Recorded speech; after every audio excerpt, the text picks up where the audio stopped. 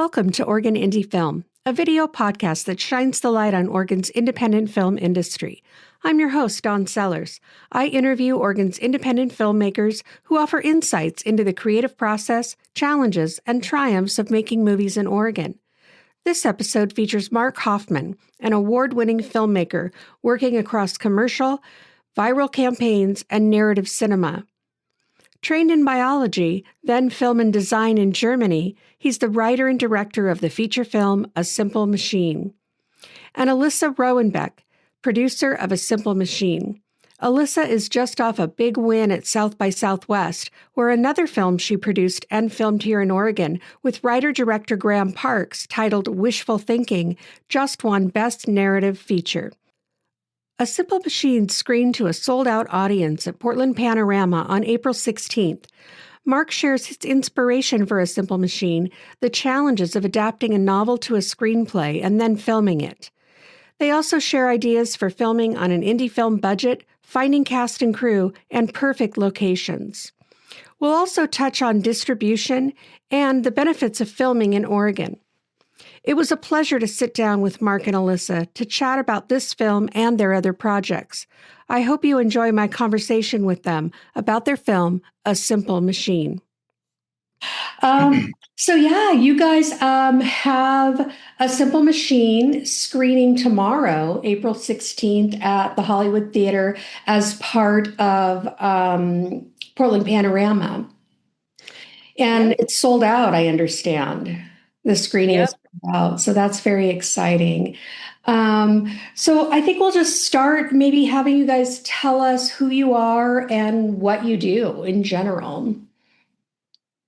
So Mark, you want to go first? Sure. My name is Mark Hoffman.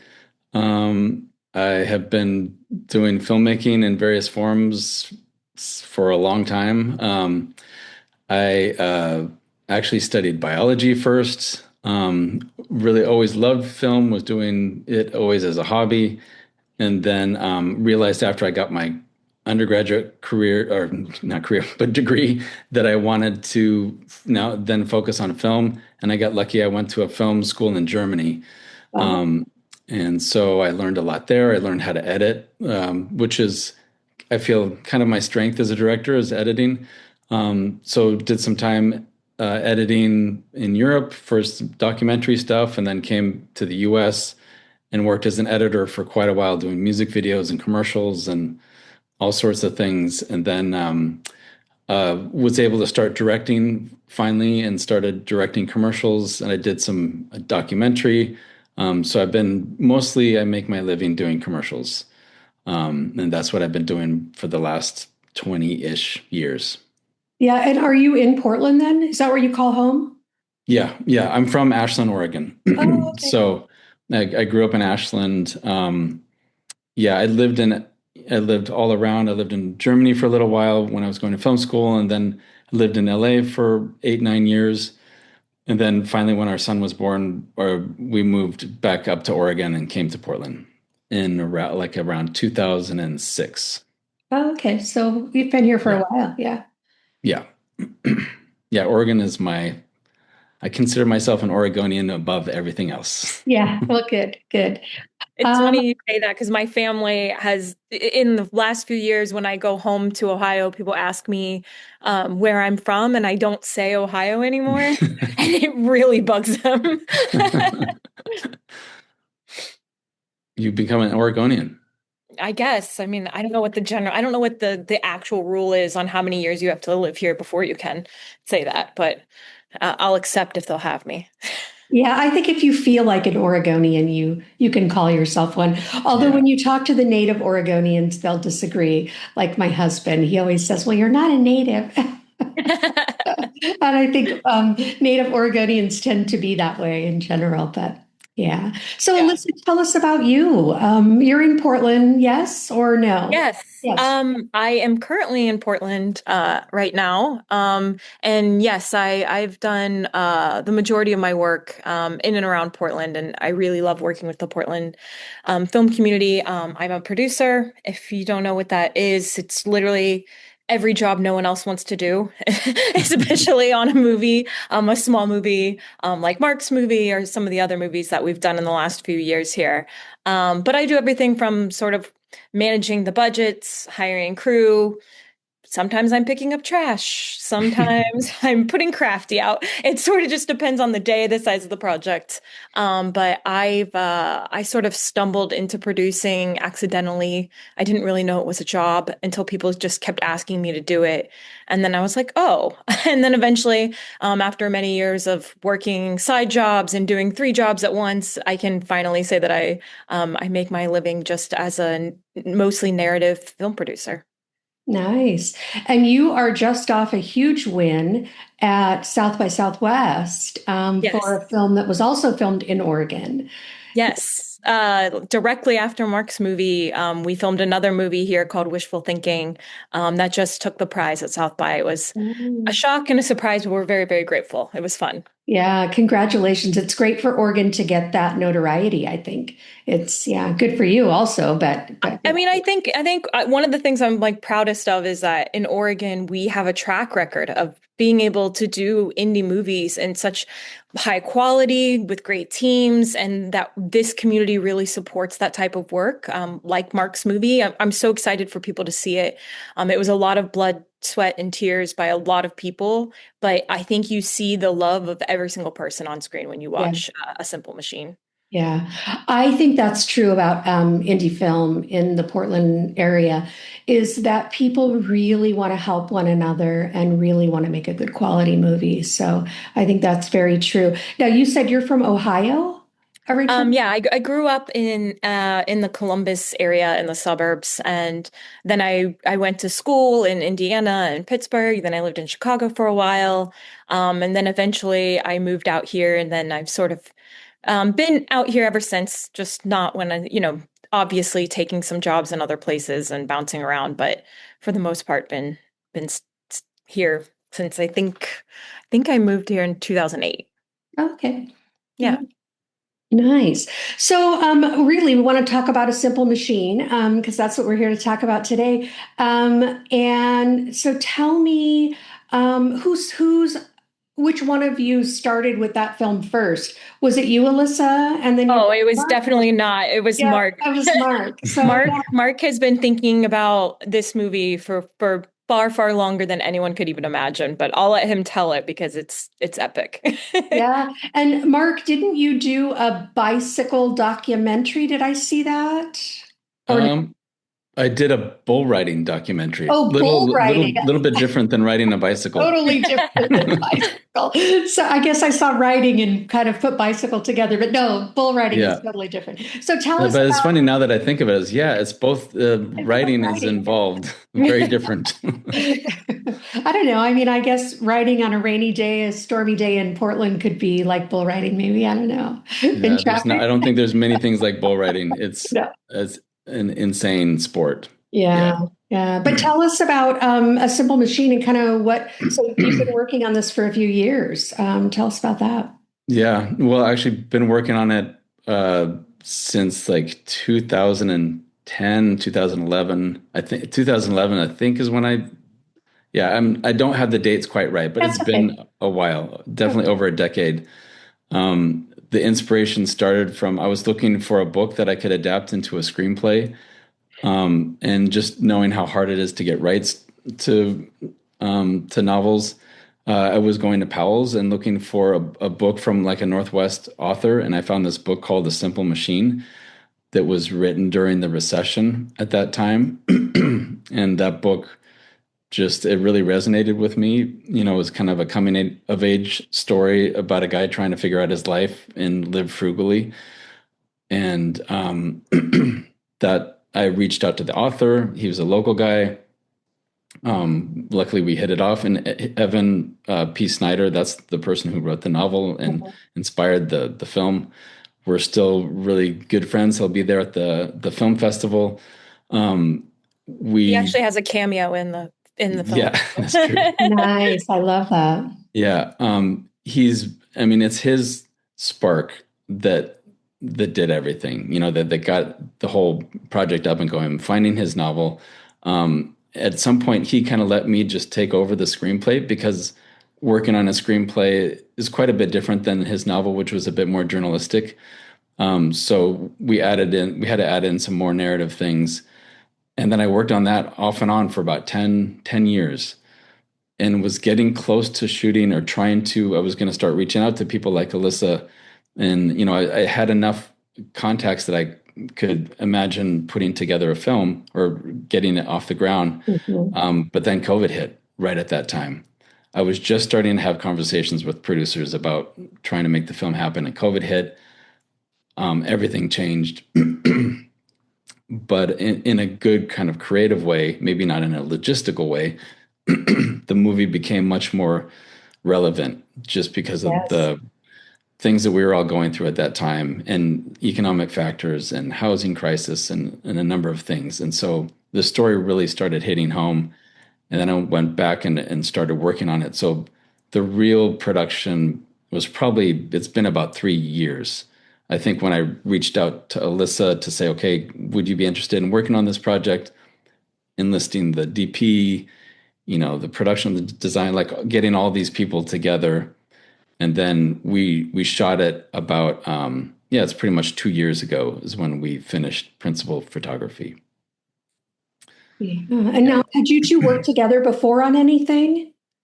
No. First was the first thing. Yeah. Yeah. We were put together by a guy, Gary Kaut. He's a filmmaker down in Southern Oregon. He said, "Oh, you should reach out to Alyssa. She'd be great for this." And then, I think I reached out to you, and then it's so hard to remember now. It doesn't feel like it was long ago, but it is kind of long ago. But I think that what just was really cool and special about this project sort of coming together is like the timing of it just happened to be right where like I had a window right between two movies I was doing. The DP, the production designer, we all sort of had this like small window of time where we were like, this is it, let's do it. And everybody jumped on board, and, with a great team and a great script, it was really fun to have so many people interested in working on this movie. I mean, no one made a lot of money working on this movie, but everybody was there and showed up every day, like with the biggest hearts and the biggest work ethic. So it was really incredible that just small window of time happened at the exact right moment. Yeah. And it came down to casting too. Like we started getting serious about it, and our main actor, he's amazing, Richard Blackman. We cast for about 3 months until we found him. And when we found him, then we knew, okay, we can do this. He was really that sort of linchpin that just made it like, we know that we could do it. Yeah, I think that we were talking about this at the Cleveland Film Festival, but I think one of my favorite moments was definitely the day we found Richard, because Mark and I were on the phone and we had gone through so many tapes and so many people, and there were a lot of great actors that we saw, but it was like we knew we were looking for something very special. And like it was just so evident, like instantly, that Richard had that quality. And we got on the phone and we're like, okay, let's talk about these tapes. And I was like, which one are you thinking? And he's like, no, you tell me. And we went back and forth. And then finally, we just sort of both said it at the same time. And we were like, it's got to be Richard. And we were just like, yes. And then that sort of is what just made all the other balls start rolling in the right direction. Yeah. Mm-hmm.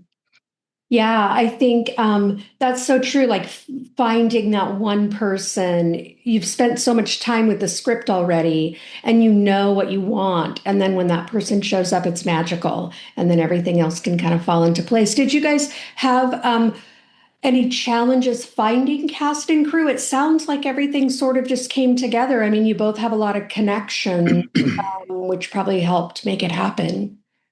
Yeah, I think probably the casting was the biggest challenge. Our crew, we sort of knew where all the key players would be. And, just again, from our experience working in Portland, and we have such an amazing group of filmmakers and artists that live here. So we sort of knew our key players, and it also did come down to finding the location too. That was another thing that was really critical. We found this hoarder's house, and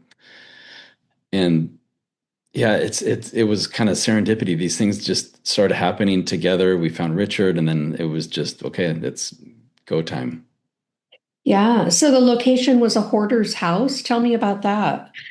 That You sounds go, Alyssa. interesting. Yeah, We can't it was I've filmed in a lot of weird locations. Yeah. This is definitely near the top of the list, because well, first off, I mean, we had talked about so many different ideas about how to do this hoarder's house, and like at one point, we had talked about whether we could create something on our own, but like we just didn't have honestly the budget to do Right. something like that. It would have been a lot of money just to bring in enough stuff to make it look like a hoarder house. And then it was like one of those serendipitous moments. Our DP uh ended up just in a chat.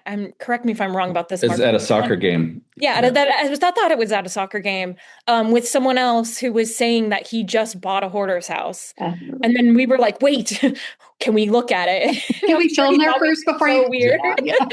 But we showed up and like, we ended up sort of making this deal, which was good for everybody, where we started to help clean it up a little bit and we paid to get some of the junk removed so that we could actually have enough space to film in.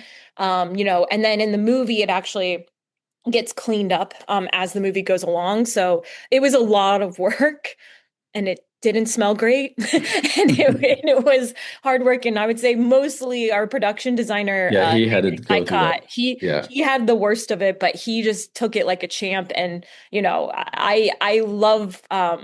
I love everybody to see David's work because he gets so excited about it and just genuinely smiling all the time. And I've never seen him happier than at two locations. One, finding that hoarder's house. He's just like beaming, the only person beaming about a hoarder house. And then I also filmed another movie with him recently where we filmed at a wrecking yard. And I've like just never seen the man happier to be in a junkyard.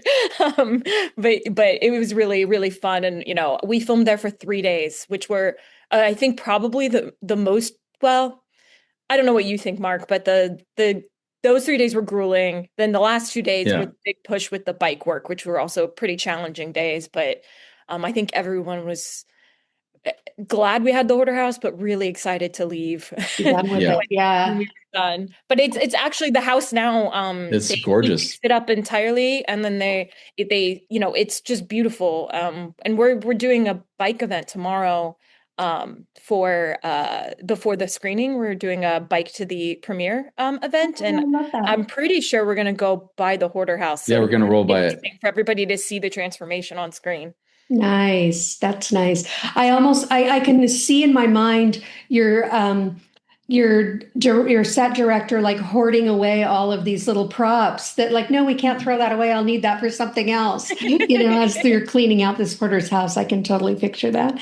Yeah, he was like a kid in a candy store. There's so much there was a lot of cool stuff. It was very dirty, but there was so much amazing stuff in there as well. Yeah. So how many days did you film altogether? How long did that take you? I think we said 18 or 19 days. Oh, okay. 18, I think. Somewhere in there. And then there was a lot of B-roll that me and the DP did later throughout the editorial process. So maybe all in all, like 22-ish days or so. Okay. So average time for a feature. Who was your DP? His name is Kevin Fletcher, and Kevin he Fletcher is incredible. He shot a number of films here in Portland. He shot It's What's Inside, which was, I think, a Sundance winner, or did amazing at Sundance a few years ago.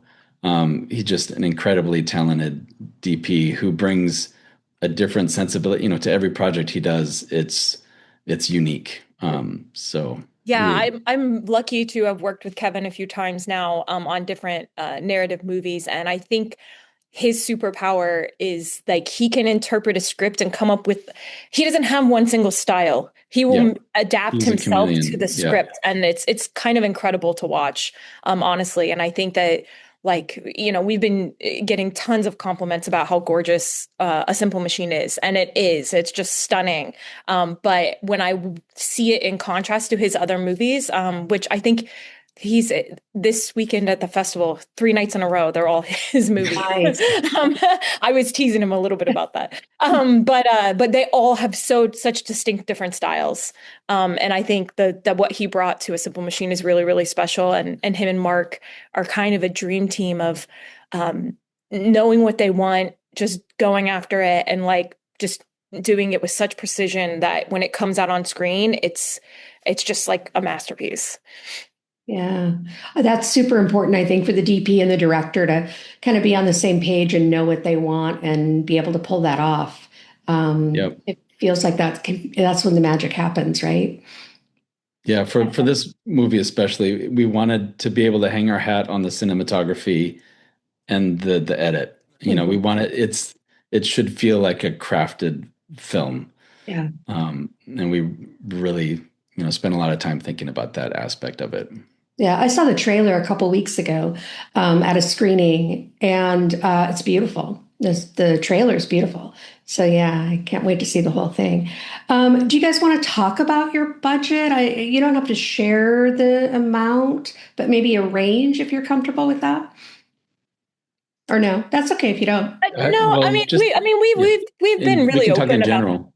Yeah, Go for it. we've been really open about the fact that I mean, for example, all the crew was making basically minimum wage, like Yeah. and we It was the really same wanted to. rate across the board. Yeah, and we wanted it to be fair because we knew everybody was bringing a lot to the table and putting in a lot of hard work, and in order to sort of get that buy-in of wanting it to be a group effort, we just decided that it would be the best idea. Just we're going to pay everyone across the board the same thing. This is what we can afford, and it kind of worked out great that way. But we were really, really scrappy film. Like I was handling the crafty, and the other producer, Michelle Damas, like we were jokingly calling her the lunch lady because she was taking the lunch orders every day. It was truly an all hands on deck type of venture, and we were super lucky to have a lot of support from the local community. People like Kerner Camera really came out for us and helped us out.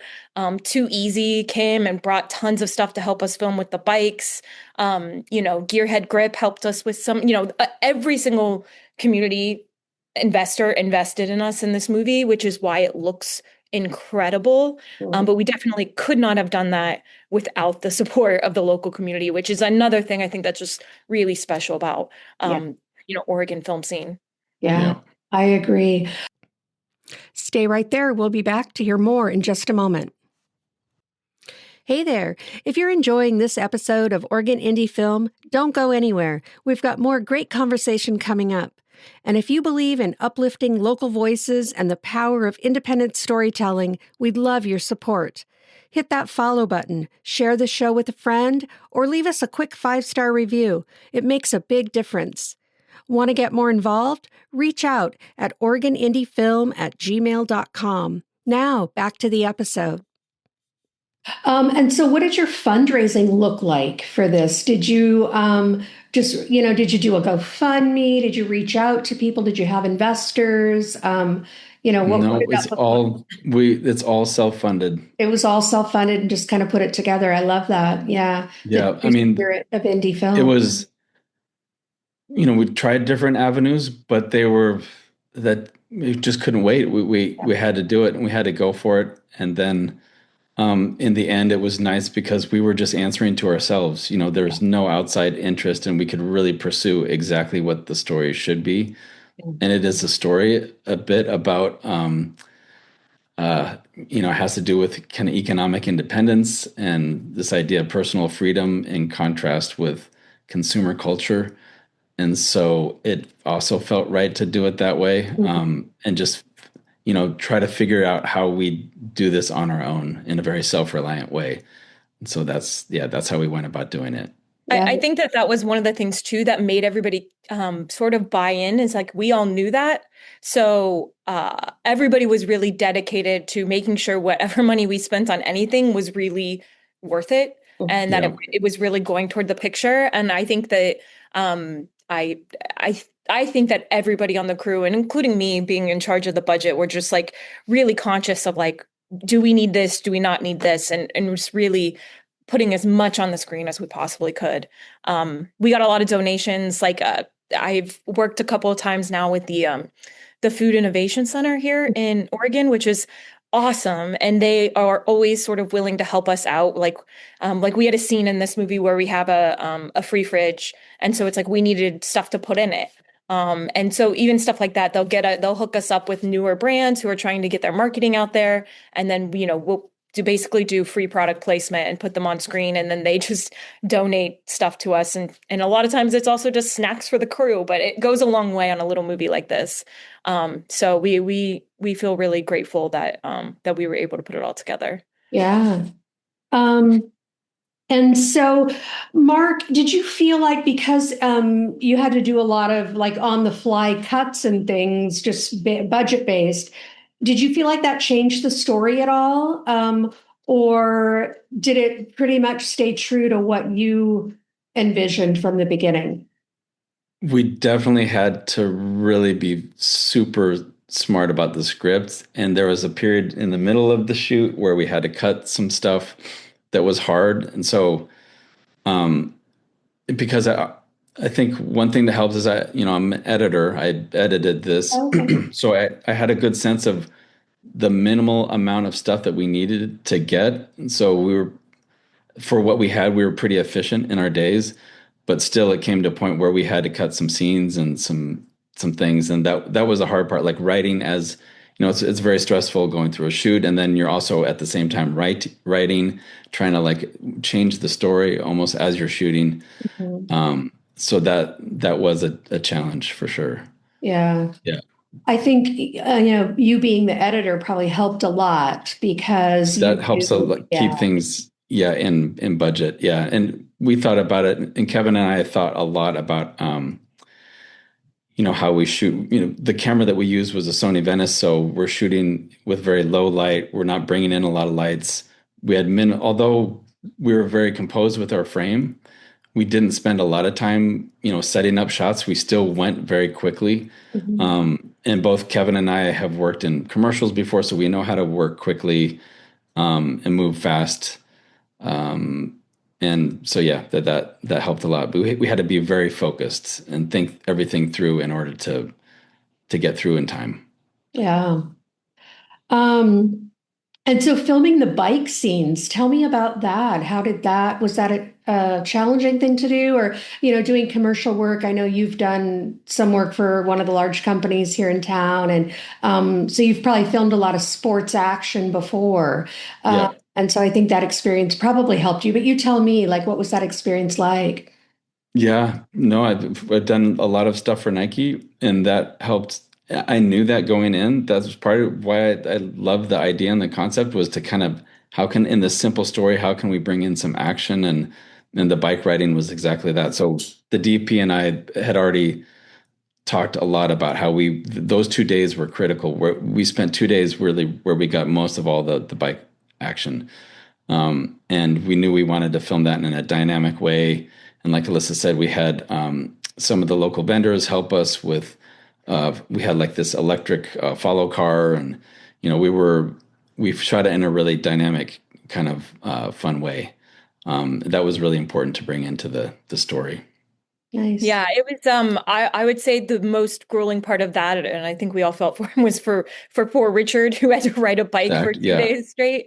And in the movie there's this one scene where he's kind of chasing this other really aggressive biker up this giant hill, and oh man, we were trying to remember how many times he did it, but it was a lot. And but he was a champ. He took it like a champ. I mean, for budget reasons, we definitely had to put it all into those 2 days, because otherwise we couldn't afford the equipment for that long of a time to sort of keep it, to spread it out. But it ended up working out great, and it was a fun 2 days. Yeah, it was kind of at the end of our process. We had done most of the scenes, and then actually our actor Richard, he was so excited for those 2 days.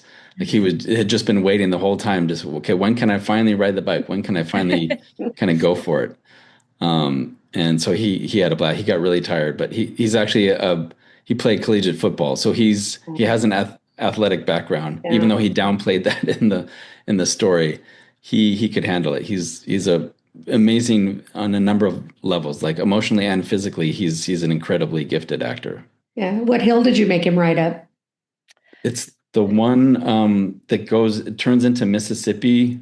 So like if you're on, the Mississippi district, if you are going south, it kind of goes downhill and goes by Like the between freeway. like interstate, yeah, where all those like freeway ramps are. Yeah.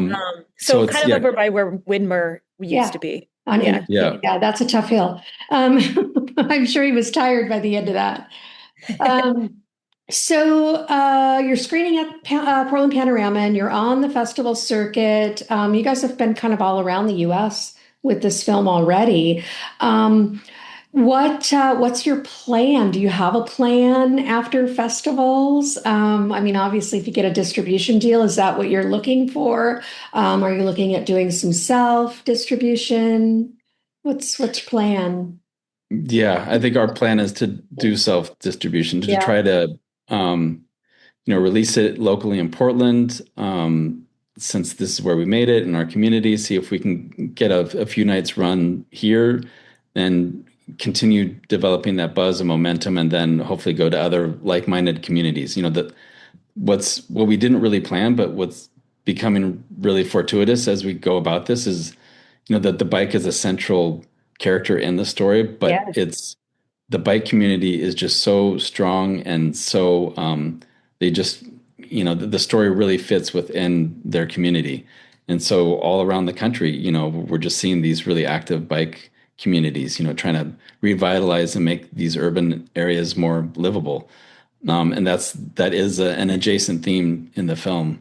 And so that's what we're going to kind of focus on, starting here in Portland and then reaching out to those communities, trying to spread out that way and go to indie theaters, along with connecting with the bike community all around. Yeah, we've had people already reaching out to us from places like Miami and other cities. I just talked to Montreal. And we spoke to the woman from San Francisco the other day. I mean, it's been wild. It's been such a fun experience to see the movie sort of take on its own sort of niche audience. And we just started, Mark had this idea, well, like, let's plan a bike ride for the event. And we did one in Indianapolis when we were at Heartland, and it was a little bit smaller, but we had a blast doing it. We gave away some of the books and people came to see the movie. And then like word of mouth has really just been what's sort of like taken this momentum. We won the Audience Choice Award at Heartland, which we were not expecting. And then we came into Cleveland this last weekend, kind of not knowing what to expect either. And in fact, honestly, if we can say it, freaking terrified, because it was a huge theater, 500 seats. And like, there's nothing more terrifying for an indie film than going into your own screening with 5 other people in a giant theater. And then we got so lucky. I mean, they didn't tell us exactly how many people were there, but it was almost full. And then we had another screening that sold out the next day. But we did a bigger bike ride for Cleveland, and it had a blast. And it was just so much fun to see people coming to the theater and being so excited about the topic and so excited about the movie. We could barely get out of the theater in Cleveland afterwards. I think we were there for an hour just answering more questions in the lobby. Wow, that has to feel fantastic. I mean, after all the work and just that kind of a reception has to feel really, really good. Yeah. It has. And I mean, I think it's a testament to a lot of people's hard work, but mostly Mark, who as he's stated, everybody working on this for forever, but it's his vision and it's his movie, and it's truly beautiful. Yeah. Well, I think that's really smart to kind of hit that niche market, because, distribution, as you guys know, is so crazy right now. And it's just evolving to what we have no idea what it's evolving to. But I don't think anyone knows what it is right now. And we don't have any idea where it's going to go. So it's better just to take the reins in your own hands. Like, that's the only thing we can do at this point. Yeah, I agree. And try to bring it. And the nice thing about it is it's really, at first I thought, 3 years ago, maybe when I was thinking, okay, let's do this and hopefully I can sell it or whatever. I just don't think that way anymore. I don't want to sell it away. I want to go share it with communities that are going to truly appreciate it. And I feel like that's kind of the vibe right now. That's what I'm sensing when we go to these festivals. That's what other filmmakers want to do too. Exactly. Yeah. And it's not just the bike community for this film. I mean, I think you touch on a lot of different themes Sure. that are going to connect with a broader audience. So I'm sure it will be very successful. Do you have in mind like what is success for this movie? Have you thought about that? I mean, do you already feel successful, or is there some goal post you're trying to reach with it? I don't have any specific goalposts. The first one, just completing it, that felt huge. That was a huge monkey off my back. And Yeah. I think for all of us, just okay, we pulled this off. And then a success would be able to bring it to other theaters that our release will actually kind of work, and we can bring it to some other theaters and communities. I'd love to do that. That'll be success. Yeah.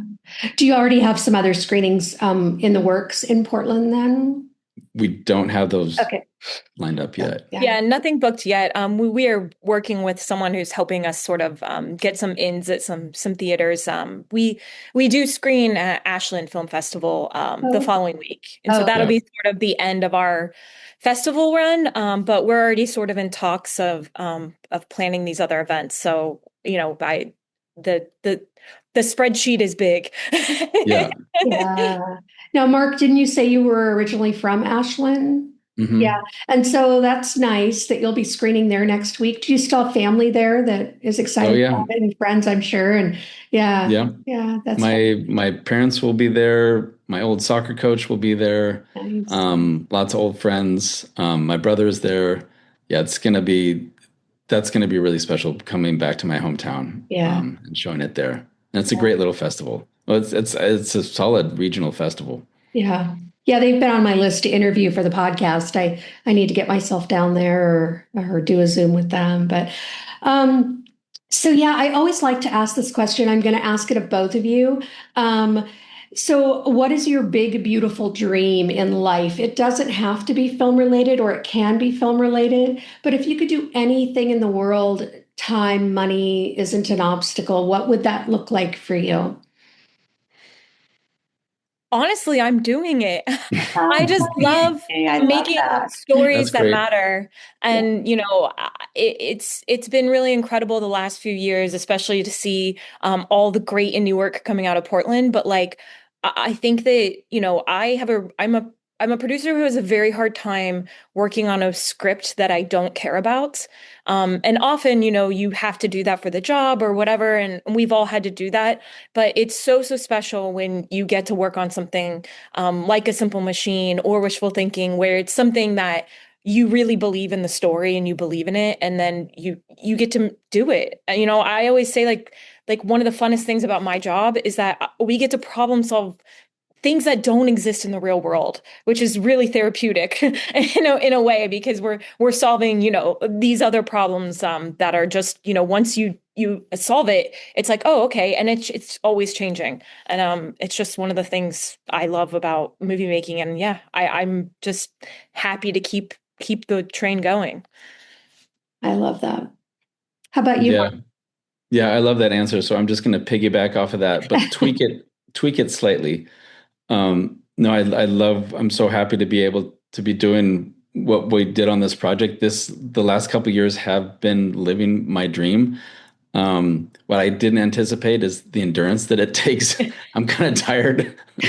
So if I could, in the perfect scenario world, I wish I had a little more time for surfing, a little more time, also to start thinking about the next project. That's the only thing I wish. Hopefully this takes off and it can kind of have a life of its own, and I can start focusing on the next project. Yeah. Do you have a next project in mind already? I have some scripts, but I just haven't been able to devote the needed attention to them. Mm-hmm. But now that I've learned, having gone through this experience, that it takes potentially 10 or over a decade for something to truly develop, I'm not as worried anymore. They're sitting there, they're waiting, and then when the time's right, then I'll go back to them and see what happens. Yeah. Now you wrote, directed, and edited this film. Do you have one favorite of those? Is there something that you like to do over the others, or? I really started loving writing. I didn't realize how similar it is to editing, at least for me. Yeah. I love the director aspect of it, but it's intense. Honestly, my favorite part is the editorial part, Yeah. but it's only fun when you're editing, for me, my own stuff. So that's why I like the whole process, because the directing part, we're out there shooting, getting these beautiful images. I love talking with DPs and cinematographers. That's kind of my comfort zone too. So being able to work with that footage that we've captured, that's the best of all the worlds. So the editorial part I really love. Mm-hmm. Yeah. Yeah. And Alyssa, how about you? Do you have anything coming up that you want to share that you're working on? Yeah, I am currently, I mean, we're in the early stages, but I'm working with, actually, it's kind of like a full circle moment. The first short film I ever produced was here, and this was many, many years ago. And it was a short film about Phineas Gage that I did with a director named Keith Kopp, who grew up here, but then went to school in London and has lived there ever since. So we're teaming back up. He has another movie called First Christmas, and we're really lucky that we've gotten a really great European cast already attached. The financing is sort of coming together. We've got a few investors and we're looking for a few more, but we're hoping to shoot that in August, September. And that'll be in London. Yeah, outside in rural UK. Nice. Yeah. Nice. Yeah, I'm really excited to sort of take the show on the road for a minute. Yeah. And Alyssa, do you have any advice for filmmakers?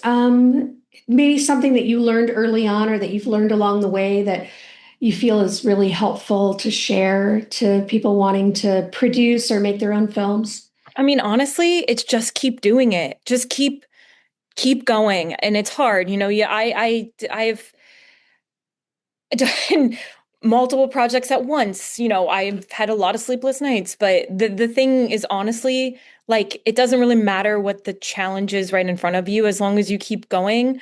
All that you're going to do is just add another notch to your belt for another tool. You're going to learn something, move on, learn something else, move on. And it's just going to make you better and better at what you do. But for me, it's just been truly about just keeping your head down and keep going. Yeah. Yeah. Yeah, I think that's needed, especially with indie film. It's hard work for sure. Mark, how about you? Do you have any advice that you want to leave people with? Totally agree with Alyssa. Yeah, you have to just put in your time, and that's what I've done. Especially with editing or any sort of skill, you just have to keep practicing it over and over and over. And producing is also a skill, so it's just going out there, like Alyssa said, just problem solving. The more problems you solve, you just get better at it, just thinking on your toes. But I guess coming from more of a craft or a skill of, editorial or cinematographer or whatever, just going out there and doing stuff. Just you continually work and you hone your skill and your instrument, and then that allows you to be, at some point, then just fluid with it and be able, yeah, to do whatever you want, be more improvisorial, I guess.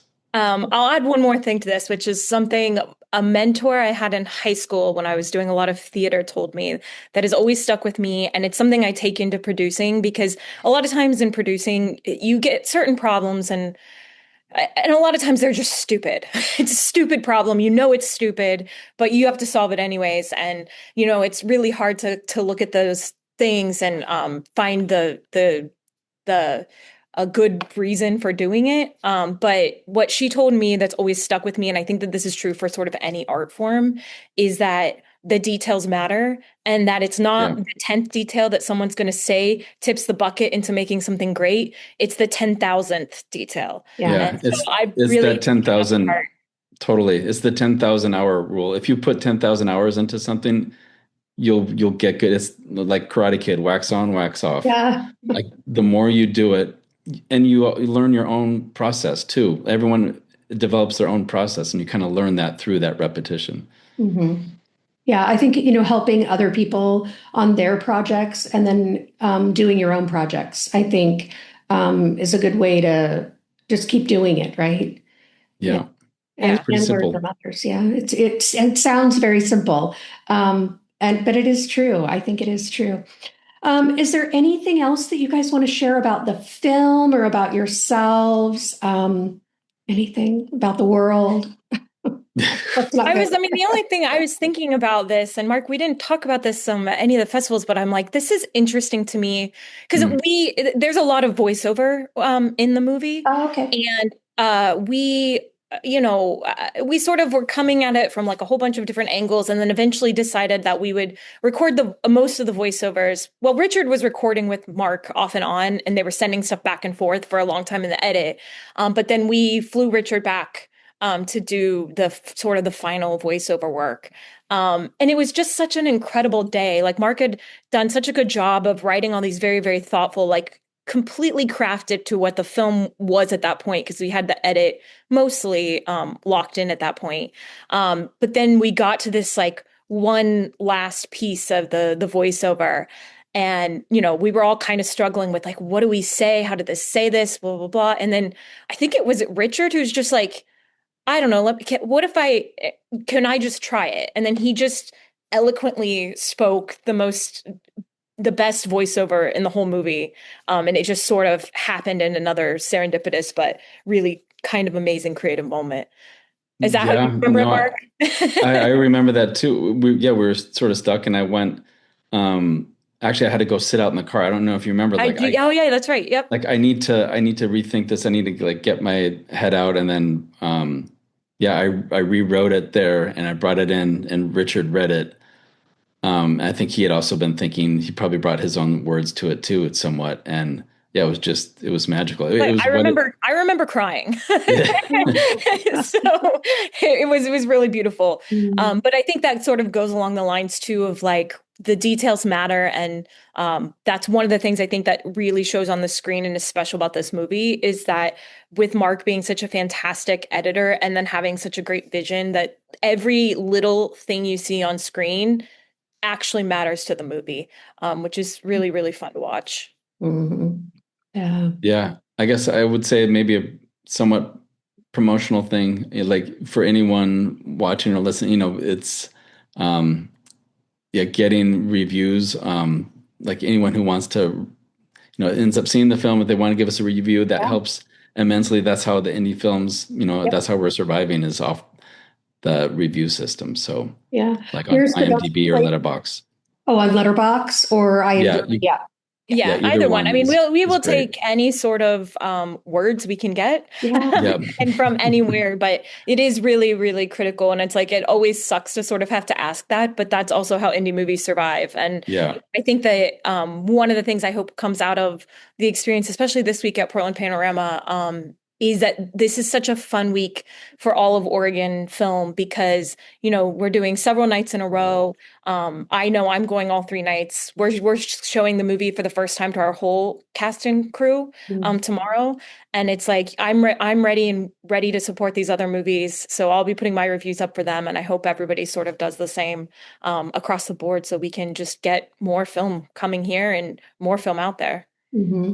I think that's a great point. Like in this new sort of distribution world that we're living in, this evolution, seeing indie films and leaving reviews, and it helps. You're participating, which is really cool because before maybe there wasn't the same participation. The studios or whoever that they were controlling what you see, and a review didn't mean that much. But now it really means a lot, and these are grassroots sort of startups, and everyone is participating, the viewers as well. Mm-hmm. Well, and you don't have those $1 million marketing budgets either. And so, we're doing this ourselves. It's free. Like everybody that sees the movie, it's free for them to leave a review. And that is so beneficial to the filmmakers. So yeah, great point. I think we'll definitely spread the word. So where can we find you guys online? You both probably have websites. Mark, do you want to go first and kind of share where people can follow you, or if they want to continue the conversation by reaching out somewhere? Yeah, they can find me. I'm on Instagram, Stuff for Mark, STUFF, the number 4, and then Mark. I'm not a big social media guy, but yeah, they can definitely reach out there. And then, we have also an Instagram for the film project, which they can follow. That's mostly where, information is being put out there, or our website, asimplemachine.themovie.com. And I think our Instagram is a simple Mac film, right? Yeah, if you just type in A Simple Machine film, it will pop up. It finds it. Just look for the bike. And then I'm on Instagram at PDXAlyssa, Alyssa with a Y. My company is Mini Elk Media, but I'm sort of just a freelancer, so I'm just me, myself, and I. Yeah. Yeah. Well, I'll put all of these links into the show notes too for the podcast to make it easy for people. Thank you so much for being here. I really, really appreciate it. I'm honored to have you both here. You're both great indie filmmakers, and I can't wait to see how this film does and what you do next. So thanks so much for being here. No, we appreciate your time. Yeah, thank you. Thank you. Yeah, and thanks for supporting Oregon film and pushing it forward. Yeah. Thanks so much for listening. Be sure to follow A Simple Machine as well as Mark and Alyssa on their website and social media. You'll find those links in the show notes. Remember, the best way to support independent film is to see the film and then leave a review on Letterboxd or IMDb. It helps the film on its journey to wider distribution and helps others find Oregon-made films. If you enjoyed this episode, please take a moment to share it with your friends. We'd love it if you could leave us a review and help us connect with more indie film lovers. Would you like to support the podcast by becoming a guest or a sponsor? Reach out at OregonIndieFilm@gmail.com.